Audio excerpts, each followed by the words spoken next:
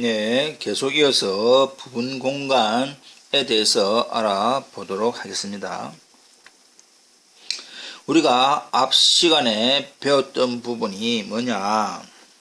상대 위상의 정의를 살펴보았고, 그것의 성질로서 원래 주어져 있는 전체 집합의 오픈셋하고 Y하고 교집합을 한 결과는 상대 위상에서의 오픈셋이고, 원래 주어져 있는 토폴로지에 대한 클로즈 셋하고 Y하고 교집합을 한 결과는 상대 위상에서의 클로즈 셋이다 라는 사실을 우리는 앞에서 확인을 했었습니다. 그렇다면 부분 공간 Y에서 계집합이고 폐집합인 것은 X에서의 계집합이고 폐집합인 것과는 아무런 관계가 없다. 그러니까 Y에서의 계집합이라고 해서 X에서의 계집합인가? 아니다. 계집합일 수도 있지만 계집합이 아닐 수도 있다. 그 말이고, 또 역시 상대 위상 Y에서 폐집합이다라고 하는 것은 X에서 폐집합인가? 폐집합일 수도 있어. 그러나 아닌 경우도 있더라. 그러니까 아무 상관없이 그 관계를 알 수가 없다 이 말입니다. 이해되겠죠? 자, 다음 예제를 통해서 좀 더 살펴보도록 하겠습니다. 주어져 있는 X, 전체 집합 X에서 주어져 있는 토폴로지는 디스크리트 토폴로지컬 스페이스, 디스크리트 토폴로지 이산 위상에 대해서 X의 임의의 부분 집합 Y에 대하여 그 주어져 있는 Y에서의 상대 위상은 역시 디스크리트 토폴로지 스페이스, 디스크리트 토폴로지컬 스페이스가 되더라. 이산 위상이 된다. 전체 위상이 이산 위상 공간이면 그것의 부분 집합에 대한 상대 위상도 이산 위상 공간이 되더라. 즉 주어져 있는 TY라고 하는 상대 위상은 디스크리트 YS의 디스크리트 모양이다. 첫 번째 증명으로 우리가 디스크리트를 보일 수 있는 이산 위상이다 를 보일 수 있는 것이 두 가지 방법이 있습니다. 어떻게냐? 그 주어져 있는 Y의 임의의 부분 집합들이 다 오픈이든지 YS의 각각의 원소 싱글톤 단집합 싱글톤 집합이 오픈셋이면 우리가 주어져 있는 그 토폴로지는 이산 위상이다 라고 하는 사실을 우리는 다 알고 있는 내용이다. 따라서 첫 번째 주어져 있는 이산 위상, 그러니까 상대 위상이 이산 위상이다 라고 하는 그 부분은 Y의 임의의 부분 집합 A에 대해서 그 A들이 모두 오픈셋인 걸 보이면 된다 라고 하는 첫 번째 증명 방법으로, 그래서 이제 A를 Y의 임의의 부분 집합이라고 하면 당연히 A는 X의 부분셋 됩니다. 그리고 A가 X의 부분 집합이므로 A는 전체 주어져 있는 XS의 오픈셋 당연히 되지요. 왜냐? 그 X가 디스크리트이기 때문에 그 디스크리트라고 했기 때문에 그 전체 주어져 있는 임의의 부분 집합은 다 오픈셋이다. 그리고 주어져 있는 A, XS의 오픈셋 A와 Y를 교집합한 것은 A가 되는데 이 A는 어디에서 YS의 A로 취급하겠다. 같은 A이지만 쓰임이 주어져 있는 이 부분은 XS의 오픈셋 이 부분은 YS의 오픈셋 그 말입니다. 따라서 주어져 있는 A 실질적으로는 우리는 AY라고 하는 게 낫겠죠. AY는 AX 교집합 Y라고 하는 이 A라고 하는 부분이 상대 위상 YS 오픈셋이다.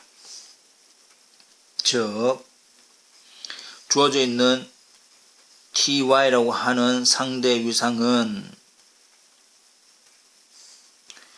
Y의 부분집합 A에 대해서 그러한 부분집합들이 모두 다 뭐이기 때문에 오픈셋이기 때문에 YS의 디스크리트 토폴로지 상대 위상이 된다. 따라서 주어져 있는 YTY는 YDY로서 이산 위상 공간이 되더라 라고 증명을 할 수가 있고, 또 다른 방법으로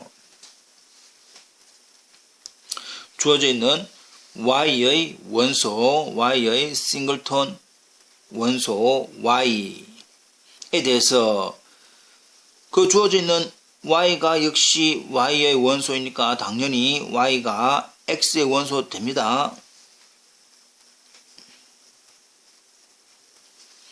Y가 X의 원소고 X가 디스크리트라고 했기 때문에 주어져 있는 단집합은 XS의 오픈셋 역시 아까 우리가 앞에서 보낸 것지만 같은 Y지만 쓰임이 다르다. 여기서 주어져 있는 것은 XS의 오픈셋 Y와 라지 Y의 교집합인 Y이지만 실제로는 이 Y는 YS의 오픈셋. 다시 한 번 더, 이것이 왜 오픈셋이냐? 전체 주어져 있는 XS의 오픈셋과 Y의 교집합을 하면 상대 위상에서의 오픈셋이 되네. 근데 그 결과가 Y의 싱글톤이 오픈셋.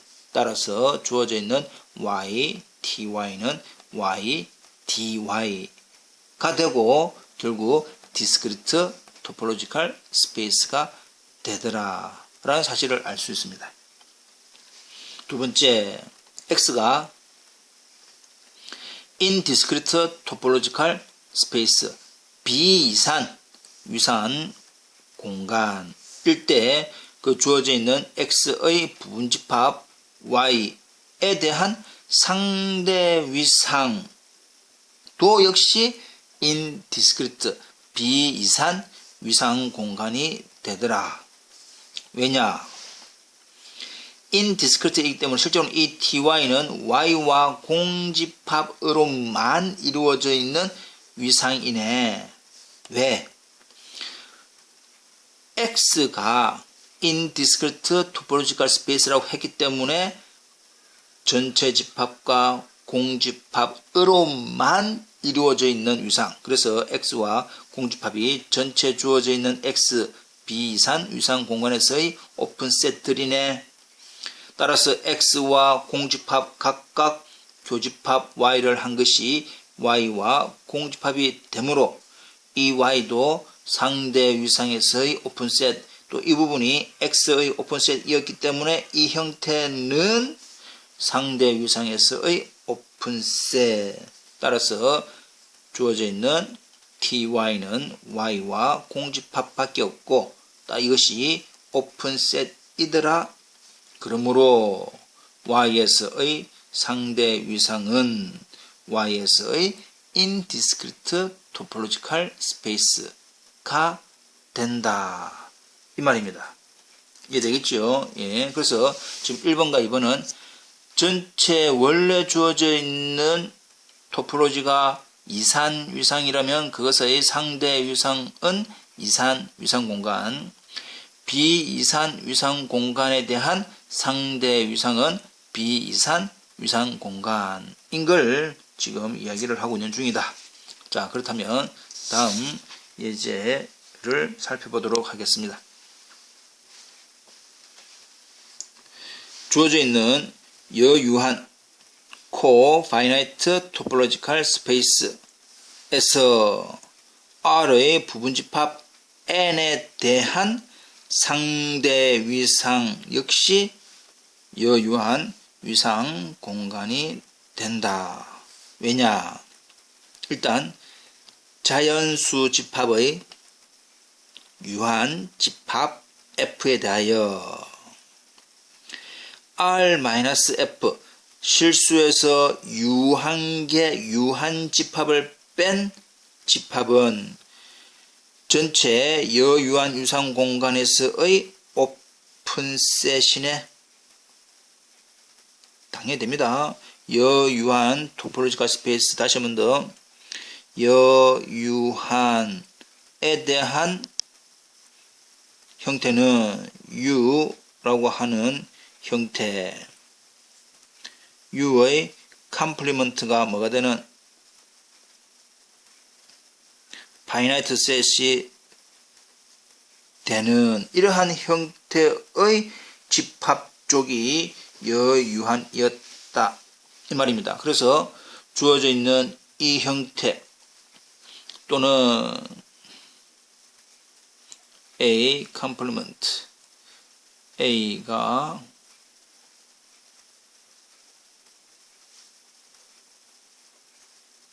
이 말이었지요. 이렇게. 그래서 주어져 있는 어떤 집합 유한이라고 한다면 그것의 컴플리먼트는 여유한에서 오픈셋이다. 이 부분이 전체 집합에서의 오픈이기 때문에 이 집합하고 n하고 교집합을 한 것은 당연히 여유한에서는 오픈셋이 되는데 R-F와 n의 교집합을 한 형태는 n-F가 되네. 이 말이죠. 이것도 R교 F 컴플리먼트 쭉쭉도 분부 붙여하니까 n-F가 됩니다. 되고 있나요? 다시 한 번 더.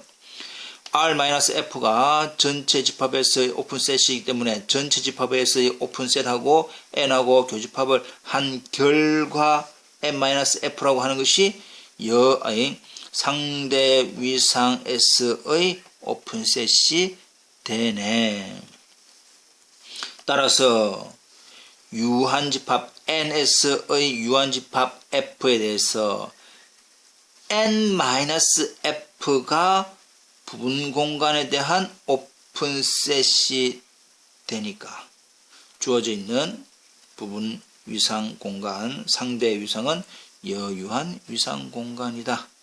그러므로 주어져 있는 n, tn, n에 관계되는 상대 위상은 여유한 위상 공간이 된다. 이 말입니다. 조금 표현이 혼동스럽지는 않지만 혹시라도 혼동을 한다면 다시 한 번 더 복습 부탁드립니다.